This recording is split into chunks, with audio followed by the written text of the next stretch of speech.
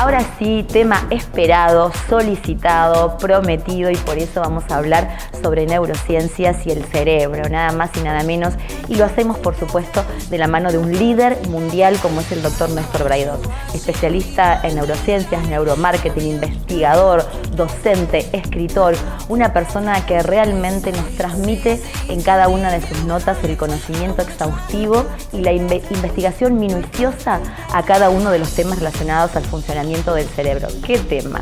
Hoy decidimos hablar sobre el estrés, qué acción tiene sobre el cerebro, sobre la gimnasia cerebral, Bright Gym, tan importante ejercitar y hacer funcionar el cerebro como corresponde, como cualquier otro músculo y órgano de nuestro organismo.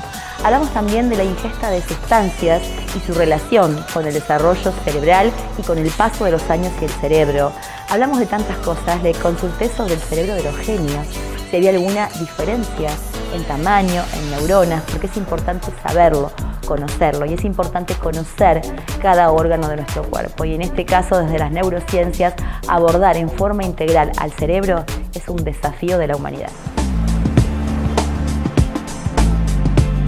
Nosotros nacemos todos con una cantidad de herencias, pero también con un inmenso potencial de desarrollar cosas nuevas, diferentes, distintas habilidades.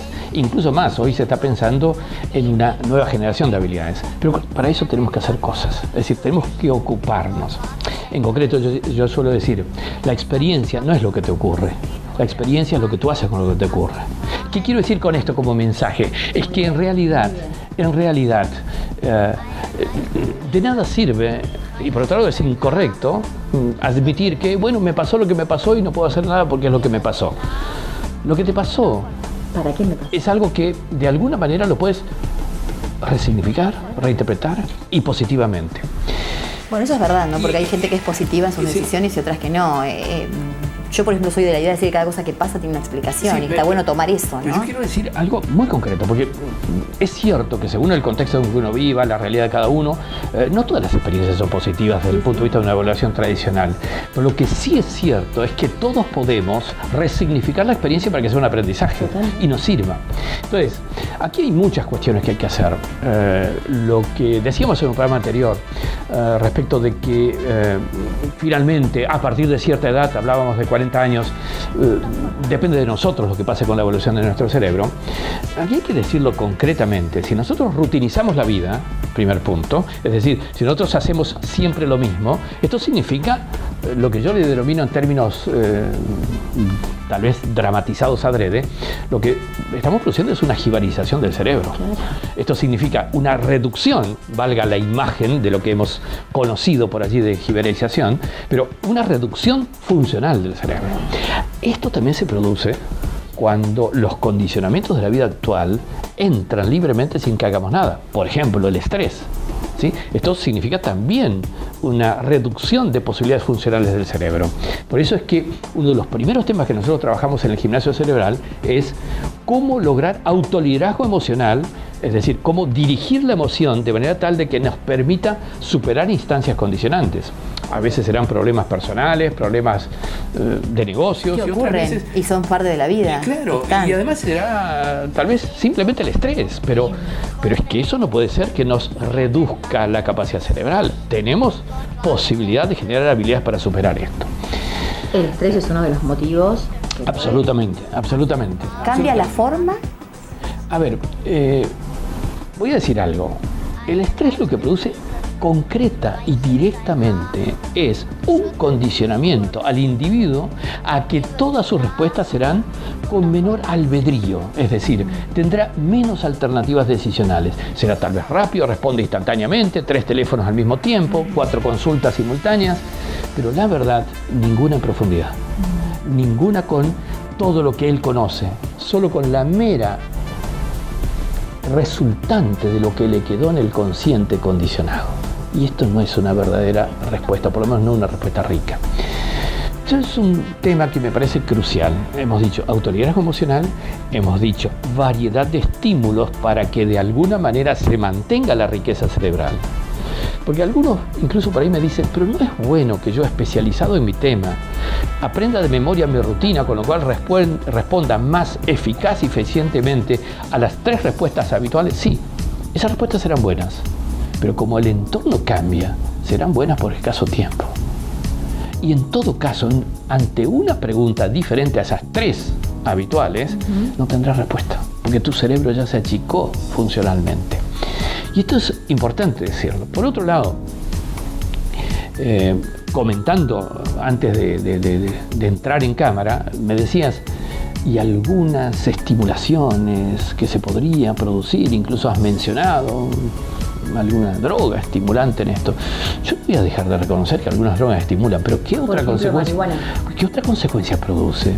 Yo he visto resonancias magnéticas de cerebros de alto consumo y la verdad son cerebros con agujeros negros. Esto significa podrá producir lo que produzca, la inmediatez del resultado, pero la verdad en el mediano plazo es absolutamente destructivo. Sobre todo, no recomendable porque tenemos otras alternativas que te permiten tener esas estimulaciones, pero naturalmente conseguidas. ¿Cómo no podemos trabajar con la automotivación si este es el caso? ¿Cómo no podemos trabajar con el enriquecimiento de capacidades y habilidades? ¿Para qué necesitamos algo exógeno a la propia generación del ser humano? Yo tuve la oportunidad de investigar estos temas. El primero, voy a decirlo con toda franqueza, porque me parece que en este país tenemos esta circunstancia. El primero es una circunstancia que se vive. Infraalimentación en temprana edad te produce raquitización dendrítica, con lo cual son cerebros de menor capacidad de albedrío decisional, más condicionados emocionalmente. Por eso hay las actitudes que hay en niños que han estado sometidos a esa circunstancia de infraalimentación, insisto, en temprana edad. Es decir, destruye la posibilidad de crecimiento neuronal, como un árbol con poco riego en su temprana edad. La otra circunstancia importante es la ingesta de drogas. La ingesta de drogas destruye cerebro, destruye entramado neuronal, y eso implica menor capacidad futuro. Luego, para ir rápidamente. De todo tipo de drogas hablemos, ¿no? Absolutamente. Inclusive, y voy a generarme tal vez una reacción contraria de muchos de los que están atendiendo este programa, el cigarrillo produce consecuencias también en este mismo sentido. La ingesta exagerada de alcohol. No estoy hablando de ingesta de alcohol, dije ingesta exagerada. ¿Sí? En los dos casos también se producen, como también se producen consecuencias no positivas quizá, o tal vez evitamos influencias positivas con un no equilibrado sistema de alimentación, ¿sí? El demasiado concentrado en determinados tipos de alimentos y no una variedad como debería ser. Sí, porque la alimentación tiene que ver en todo nuestro funcionamiento y también en el cerebro. Yo creo que es una relación directa, ¿no? Que comemos. Bueno, más el cerebro que el resto del físico, porque es el que utiliza mayor energía generada por el cuerpo humano, es el cerebro. Desproporcionadamente contra la dimensión que tiene el cerebro respecto al resto del físico, pero es que el que demanda mayor cantidad de energía. Obviamente esto depende de la alimentación. Con lo cual aquí son varios elementos que hay que tomar en cuenta y que creo que con un adecuado programa que integre a este mix todas estas variables, ¿cómo no vamos a tener un diferencial inmensamente distinto de capacidades o habilidades? Este es el desafío de hoy día. ¿Cómo generar una persona más inteligente de un tiempo al otro? Esto es el desafío que tenemos en los gimnasios del cerebro. ¿Cómo hacer de una persona más inteligente? Y más inteligente significa eso, más inteligente. ¿Cómo se realiza la gimnasia cerebral? ¿En qué consta? Porque la gente dice gimnasia cerebral. ¿Parece algo utópico o irrealizable? Sí, bueno, a ver, hay dos cosas. Haciendo el parangón para que se entienda mejor con el gimnasio habitual donde cuidamos el físico. ¿Qué es lo primero que se debe hacer cuando uno va al gimnasio del físico? Un diagnóstico. A ver, ¿en qué condiciones estás según tu característica, tu edad, tu situación, tu salud, tu corazón, tu lo que fuere? Un diagnóstico. ¿Qué programa de ejercicios es adecuado dado tu situación? Bueno, en el gimnasio del cerebro lo que hacemos es un diagnóstico, lo primero que hay que hacer, un diagnóstico de tu capacidad de autoliderazgo emocional. ¿Para qué?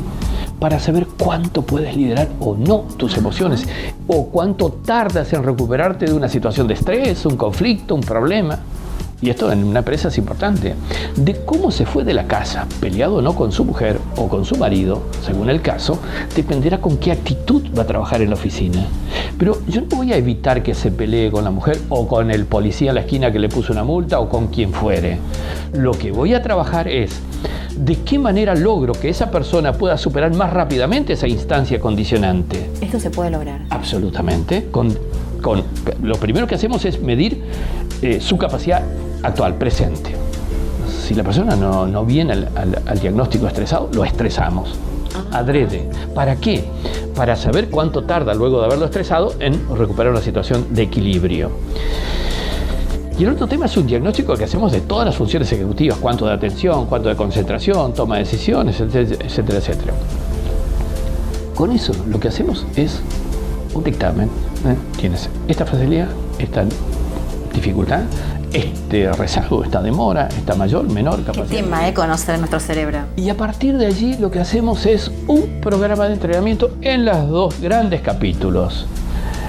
El entrenamiento para lograr mayor autoliderazgo emocional y el entrenamiento para lograr mayores capacidades en cada función según cómo fue el diagnóstico. ¿Necesita más atención? Respuestas también, claro, y sus respuestas ante las distintas circunstancias de la adversidad. Absolutamente. Que eso es fundamental para que no se dispare ese estrés que es tan perjudicial para nuestro cerebro, ¿no? Y eso habilita otra cosa. Eso es crucial, porque eso supera una determinada instancia. Y a partir de allí, lo que se habilita como posibilidad es generar más y más inteligencia. Incluyendo, y voy a decir algo que quizá merecería un capítulo especial para conversarlo, para fundamentarlo científicamente, incluyendo inteligencia intuitiva. Que la inteligencia intuitiva no es ni azarosa, ni fortuita, ni hereditaria, o por lo menos no solo en todo caso, pero sí tiene que ver con un proceso de entrenamiento para adquirir capacidades de intuición. Me encanta, eso lo vamos a desarrollar en próximo micro. Pero sí quiero terminar con esto, estudiando el cerebro. ¿Se ha estudiado el cerebro de los genios, doctor? Absolutamente, pero, y sobre todo, algunos genios. Caso de Einstein, por ejemplo. Pero ahí voy a decir algo. El cerebro de Einstein se estudió. De hecho, se repartió su cerebro por muchos institutos de estudios, luego de fallecido, por cierto. Falleció por el 52, 53, por allí. Pero con un problema. Estaba muerto. No es lo mismo estudiar el cerebro de una persona fallecida con la posibilidad que a partir de la década del 90 se nos produjo por la aparición de tecnologías que nos permitían y nos permiten hoy día ver un cerebro humano en funcionamiento con resonadores, tomógrafos, etc. Y por cierto, esto implicó que la explicación que se dio sobre la inteligencia de Einstein fue una explicación que hoy podríamos decir no explica totalmente la inteligencia de Einstein. Sí, hoy se puede descubrir más cosas a partir de las nuevas tecnologías que tenemos. Y por eso es que con esos análisis vamos obteniendo recomendaciones para que todos podamos ser geniecitos, por decirlo de alguna manera. Este es el próximo salto cualitativo que mencionábamos en un programa anterior. Claro, esto es maravilloso. Le propongo hablar sobre la intuición, sobre el cerebro emocional y cómo repercutimos con los demás, cómo vibramos con los demás para el próximo micro, ¿sí? Bien, gracias. De acuerdo. Un beso y un abrazo al doctor Néstor Braidoc y vuelvo a repetir que es un orgullo poder tenerlo entre nuestros columnistas destacados, versión vanguardia, realmente se agranda con columnistas de este tenor, reconocido a nivel mundial, así que un abrazo muy grande al doctor y muchas gracias por formar parte del grupo de Versión. Hacemos una pausita, dale, en el próximo bloque venimos con todos los sugeridos y te cuento novedades en todas las áreas. Ya volvemos.